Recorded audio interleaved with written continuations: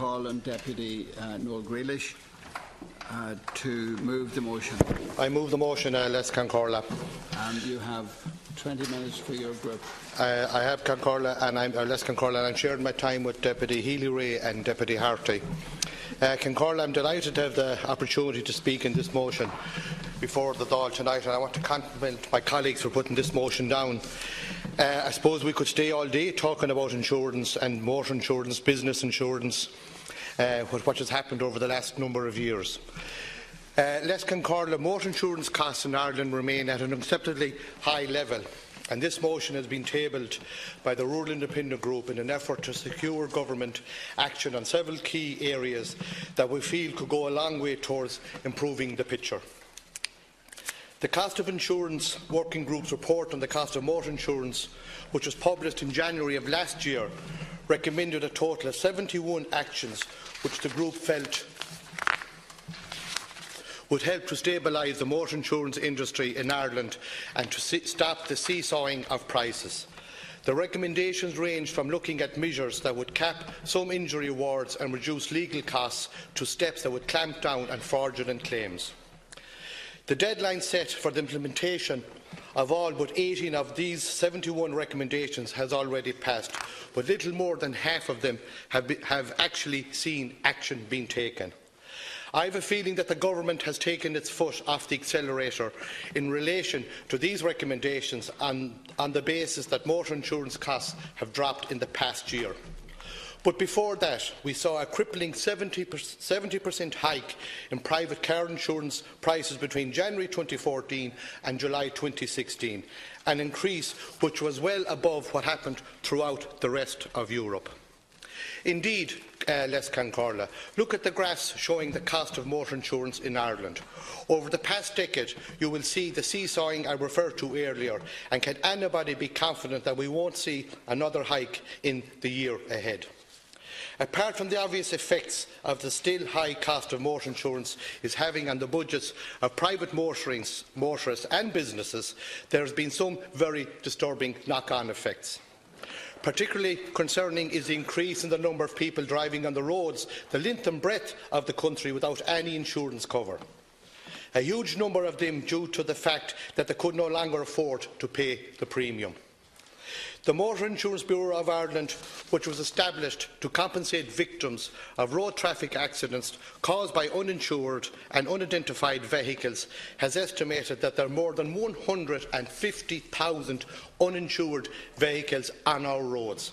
That's 150,000 uninsured people out there driving cars that are not covered by any insurance. It says that accident claims arising out of crashes by drivers in uninsured or untraced vehicles have increased by almost 10% in the last 2 years.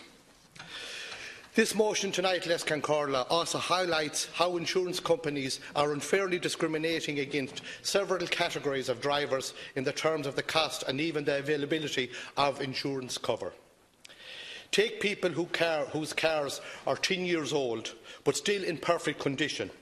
Most of the insurance companies don't want to know about them.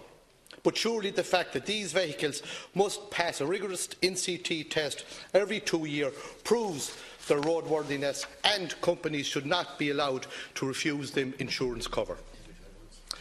Also unfairly treated are drivers who have been driving a company car or a van for years and who may change jobs. Because they have been covered by the previous employer's insurance, they will not be given the benefit of a no-claims bonus under their own names. And that's a scandal, and that needs to be addressed. That's despite the fact that in many cases they have clocked up a higher mileage of safe and incident-free driving than other drivers with their own policies. I raised the problems, Les Concorla, before facing the returning immigrants during leaders' questions last April. And still they are facing the same difficulties in relation to motor insurance. If you have been out of the country for 2 years, they will have lost their previous no-claims bonus, and most companies still refuse to give proper recognition to driving experience abroad. Both of these groups may have a 100% safe driving record but counts for nothing with insurance companies here in Ireland.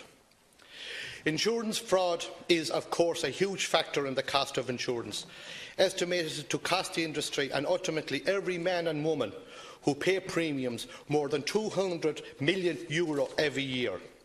I have to say I was rather shocked last week to be told, in a reply to a parliamentary question, that there are no records kept in relation to the number of cases of compensation for personal injury that has been thrown out of court because they were deemed fraudulent. Neither is there a track kept of the number of such cases referred to in Garda Síochána for investigation, nor the number of people convicted of insurance fraud.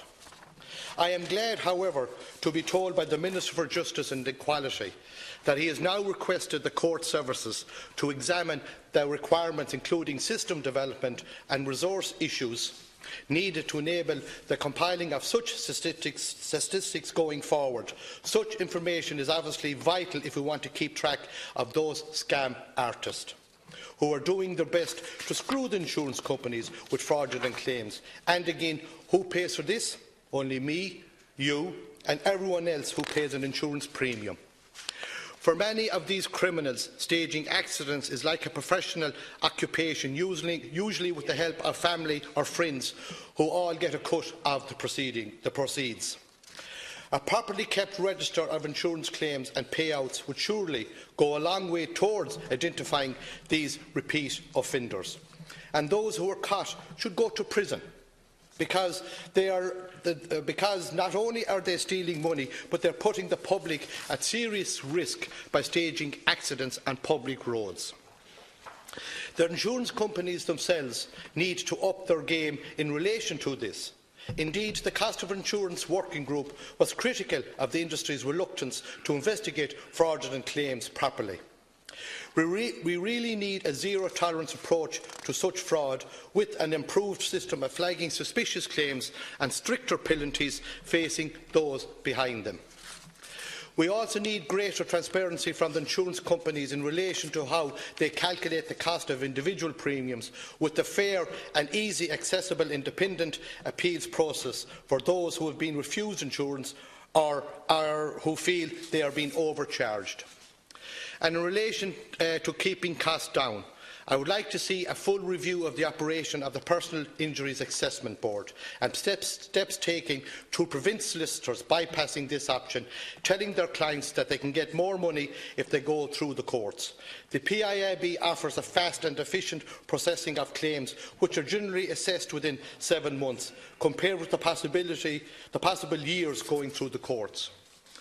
And the average payout of claims handled by the PIB has changed very little from the start of the decade to 2016, the latest date for which official figures are available. The average award in 2010 was just under €21,000, and 6 years later this has only risen to €22,500, an increase of less than 7%. That shows that they are certainly not to blame for the rise in insurance premiums in that period, and that the whole courts process is what needs to be furthered, needs further examination. Yeah, thank you very much, Les Councillor. And at the outset, I'd like to thank our